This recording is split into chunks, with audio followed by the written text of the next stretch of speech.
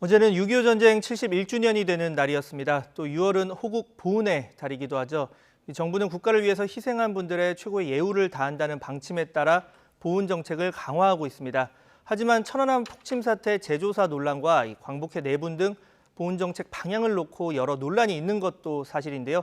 황기철 국가보훈처장 스튜디오에 모시고 국가 정체성과 직결되는 보훈 정책에 대해서 더 자세히 다뤄보겠습니다. 네, 차장님 어서 오세요. 예, 반갑습니다. 네, 자 제가 보훈이라는 말을 국어사전에서 한번 찾아보니까 이게 국가유공자의 애국정신을 기려서 나라에서 유공자나 그 유족에게 이제 보답하는 일이다 이렇게 돼 있더라고요. 이번 호국보훈의 달 주제가 이제 고귀한 희생, 이 가슴 깊이 새깁니다라는 내용인데 어떤 의미 담고 있는지 조금 더 자세하게 한번 설명해 주시죠. 예, 방금 말씀하셨다시피 사실 나라를 위해서 희생한 분들을 우리가 기억하고 또 감사하고 예우하는 일입니다. 네. 그래서 미래에 더 든든한 대한민국을 만드는 일이기도 하고요. 근데 그 보훈의 가장 출발은 기억하는 데 있다고 그렇게 생각을 합니다.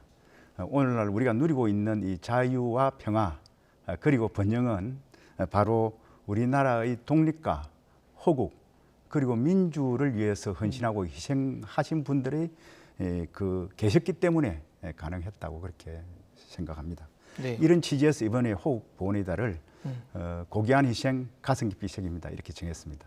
네.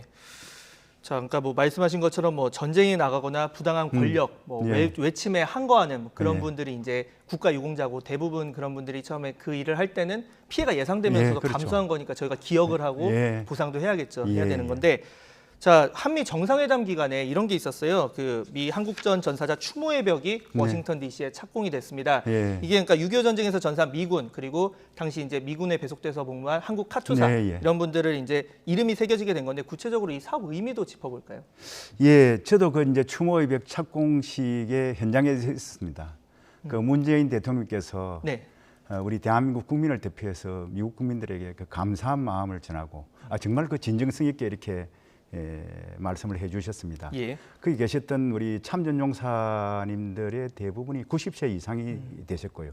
또 그 가족분들도 함께 이렇게 계셨는데 정말 감격스러워하는 그런 표정을 저희들이 눈으로 목격했고 또 한편으로 거기 계시는 우리 교민들 있지 않습니까? 또 가슴 뿌듯한 그런 현장을 봤습니다. 저 역시 이제 은혜에 보답하게 되었구나 하는 그런 자부심을 많이 느끼는 그런 장면이었습니다. 네. 아까 처장님께서 잠시 말씀해 주셨는데 이 보훈 정책 미래를 위해서도 굉장히 중요하잖아요. 똑같은 상황이 처하면 또 똑같은 결정을 해야 되니까. 그렇습니다. 그렇죠. 그런데 요즘 정치권에서 이 보훈 관련 좀 다양한 의견들이 나오고 있어서 여쭤보지 않을 수가 없습니다. 이 정쟁 대상이 되는 것에 대해서 생각이 또 있으실 텐데 안타까움도 있으실 테고 좀 어떻게 풀어가야 될까요?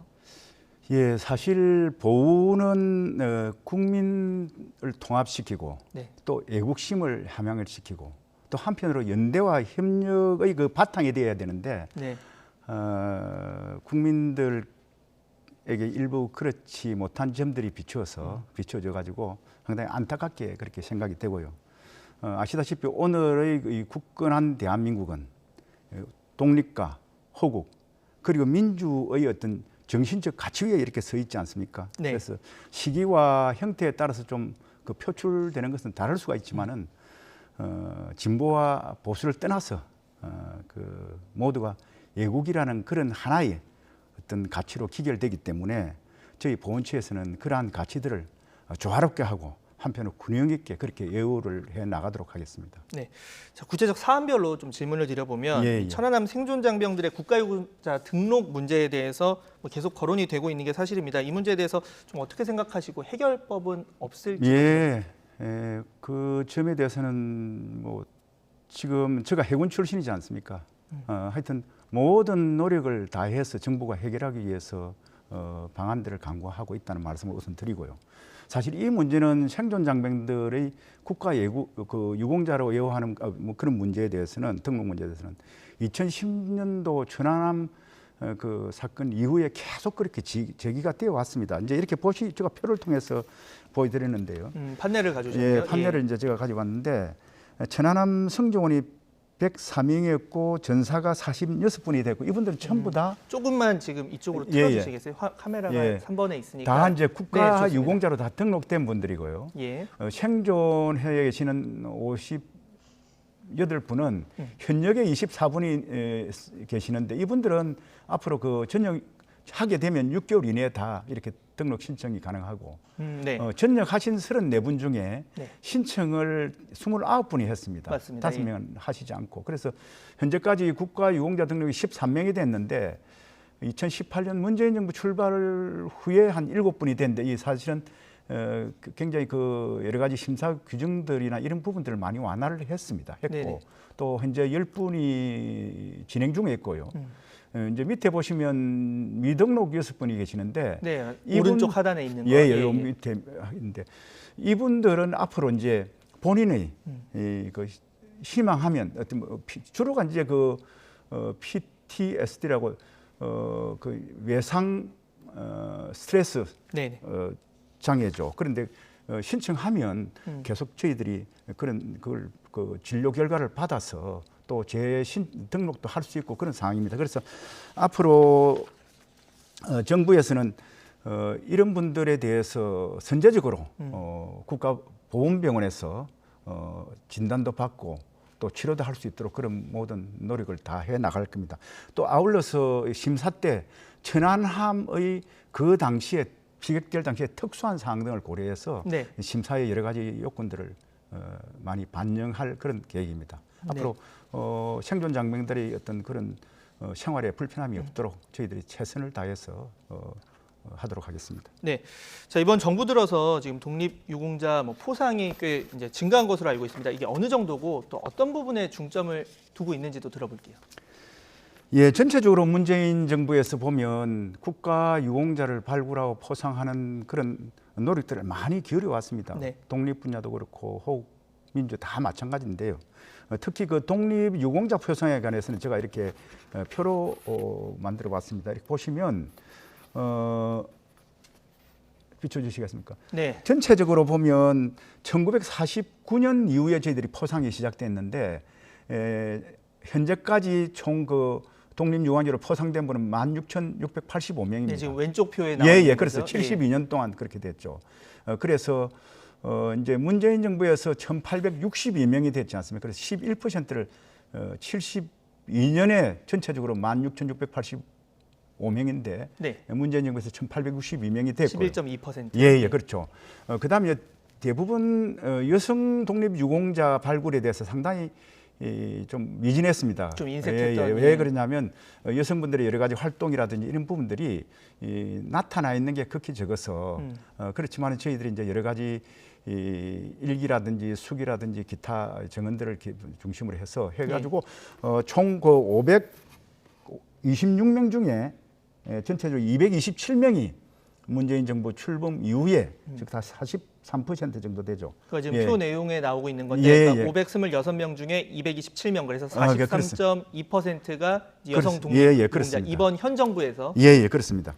그래서 이제 이렇게 많이 이제 발굴을 하고 포상을 했는데 사실 그 2018년 이후에 그렇게 되게 된 배경은 심사 기준을 좀 완화를 했습니다. 많은 분들을 그 애국심에 대해서 저희들이 보답하고 희생 정신을 선양하기 위해서 했는데 네. 이렇게 보시면 그 심사 기준은 네.